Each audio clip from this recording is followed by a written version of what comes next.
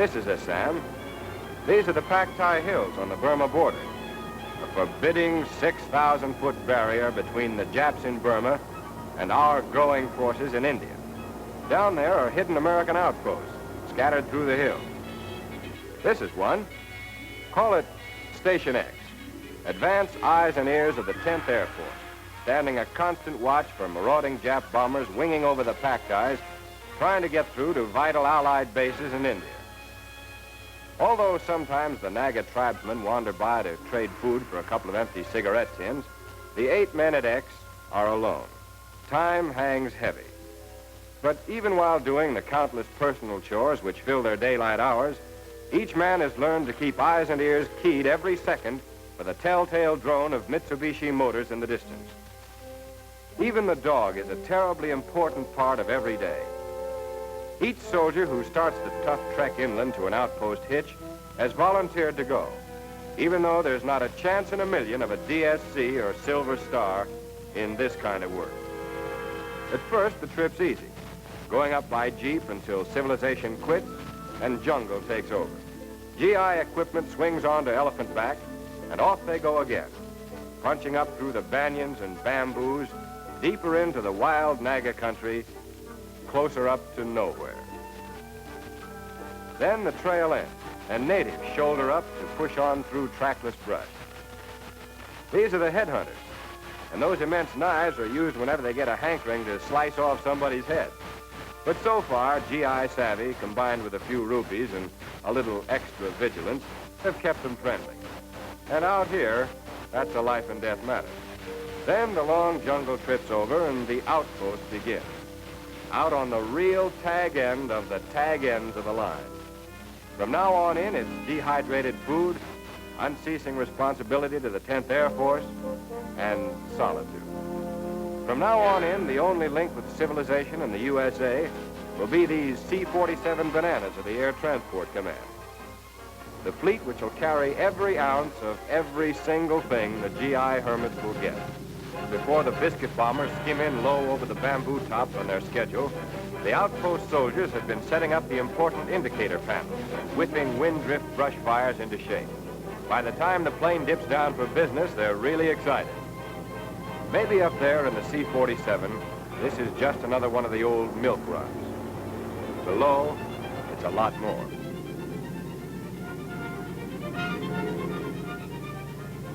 As the lifeline of supply tumbles down to them under silt, it's the difference between living and, well, trying to scrape some sort of existence out of desolate Indian mountain country. And these crates are more than that, too. Each of them is a symbol to the solitary outposters that neither they nor their lonesome mission have been forgotten. A symbol of their importance. A lot of guys are doing vital jobs in this war, alone and alert, out on the ends of the line. Guys fighting their own lonely kind of war in every remote and cockeyed corner of the globe.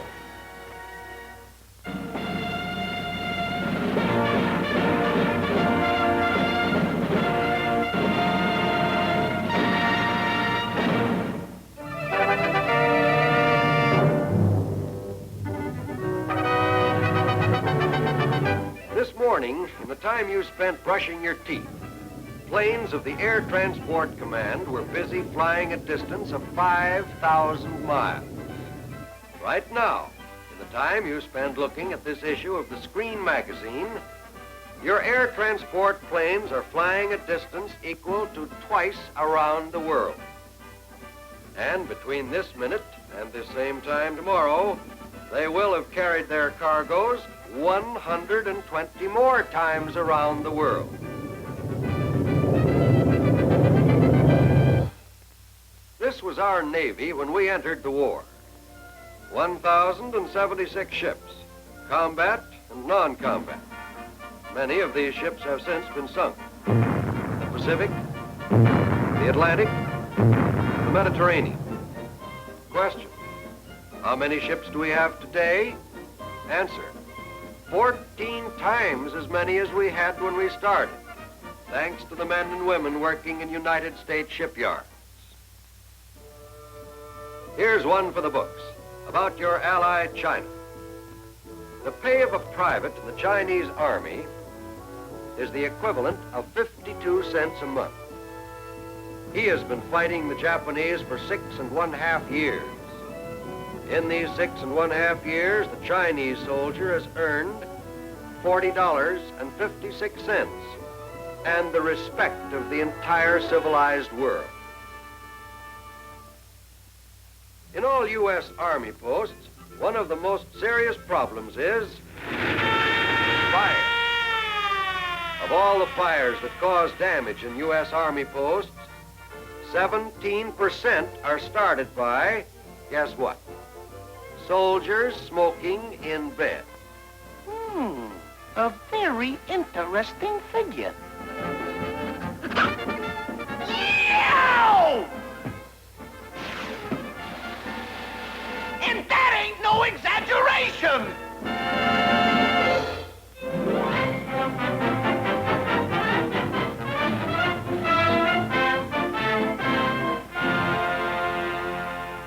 In New York City, the guys and gals of the Overseas Press Club gather at a luncheon to give Yank magazine a 24-gun salute. Yours truly is giving out at the microphone under the paternal eye of Mark Twain, another newspaper man who I'm sure would have given his okay to the proceedings. Down at the end of the table is the Army's best-known private, Marion Hargrove. Did I say private? Sorry. It seems the good Hargrove is now a sergeant. Remember those swell stories that came out of Guadalcanal? Well, Sergeant Mac Morris, talking to General Armstrong, is the fellow who wrote them. On the left is Colonel Forsberg, officer in charge of Yank. On the right, Captain Weeks. And that's me again, seated next to Colonel Munson, chief of the Army's information branch and the father of Yank and Army News Service. Everyone here feels that Yank is doing a terrific job, and they want to be around to see Norman Cousins of the Saturday Review of Literature meet Yank's managing editor, Sergeant McCarty. The Saturday Review is a sort of a highbrow sheet, but it recognizes merit when it sees it.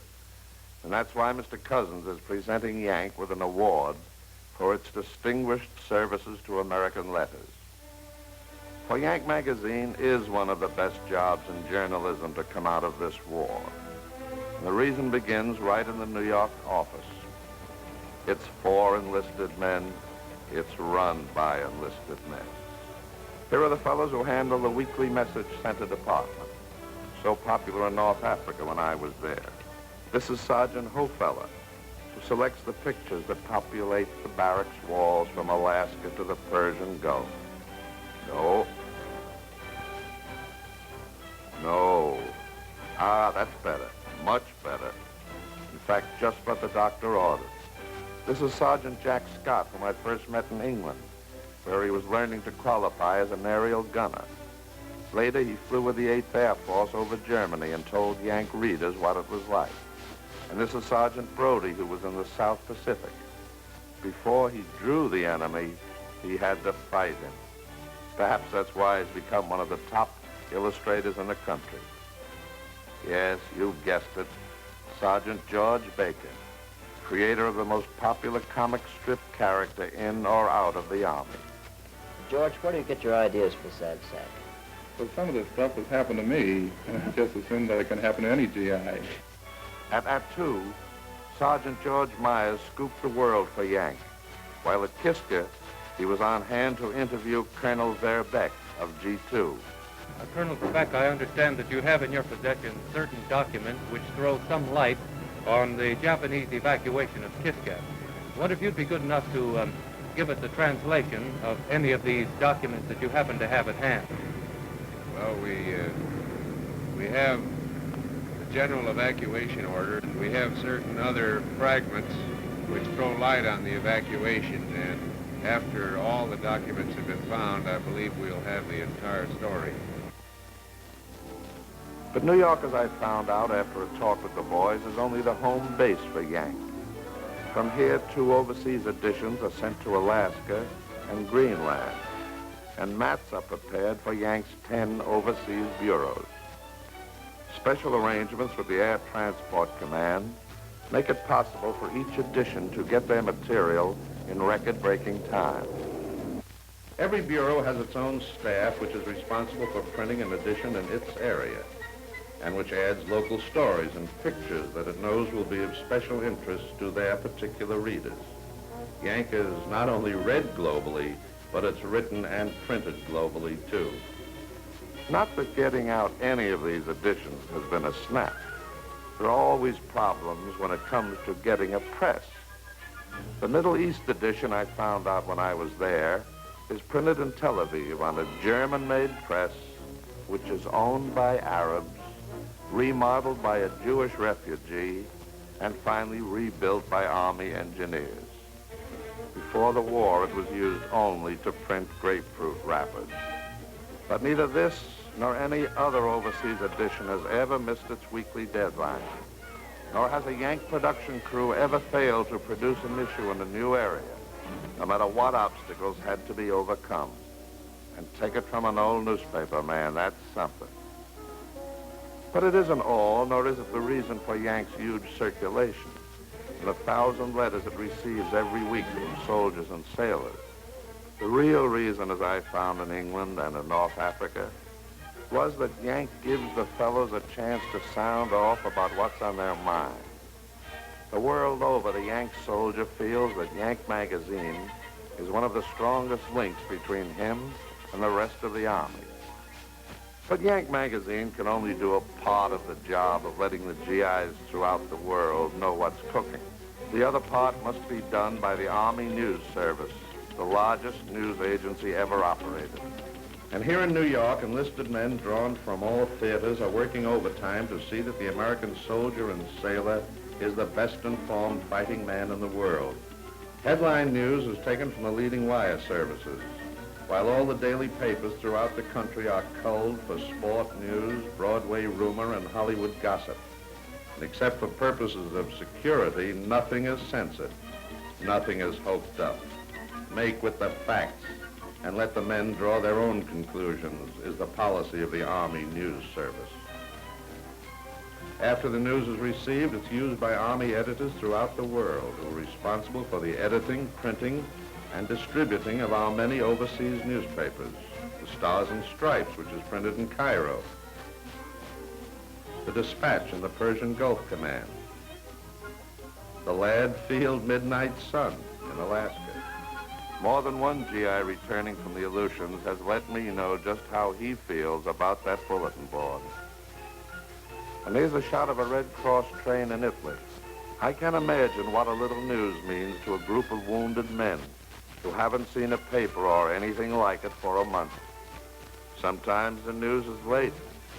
Sometimes it doesn't get there at all. But the Army never stops sending it out. I haven't been to the South Pacific, so don't take my word as to what news means out there. Take General MacArthur's word. Quote, "To combat areas, news is as necessary as bread and bullets." Close quote. Then there are the shortwave newscasts, heard by our men the world over. Here is the late news for U.S. Army overseas reporters. Each word of this news will be repeated so that reporters may copy it down. Soviet, forces, have, smashed, over, the, old, Polish, border. And that's it. Yank and Army News Service, the greatest information agency ever operated by the United States Army.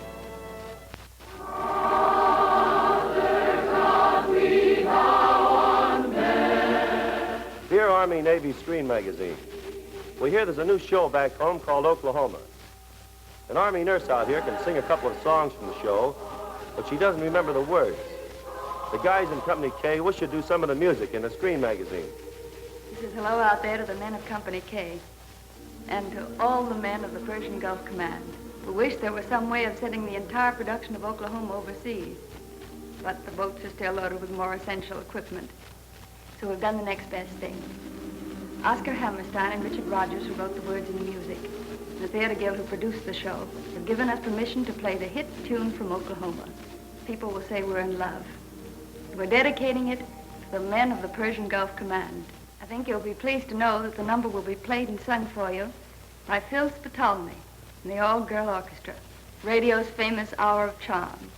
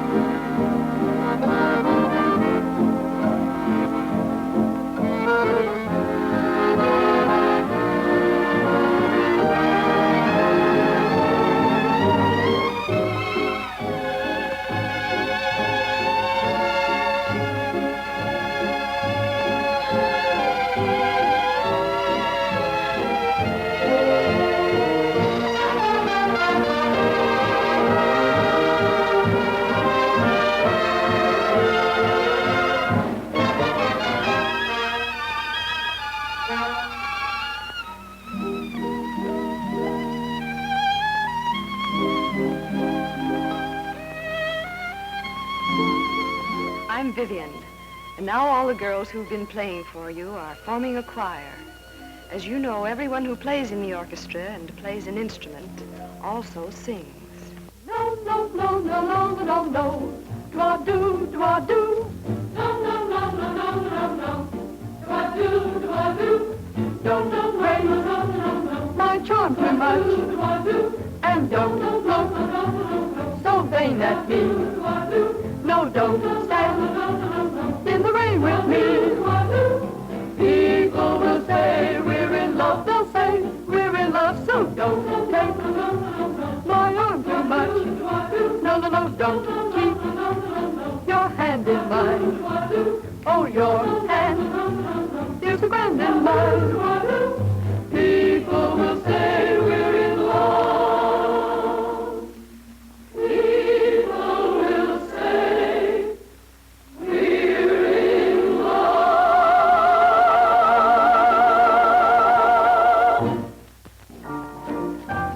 Come on, everybody, let's all sing together.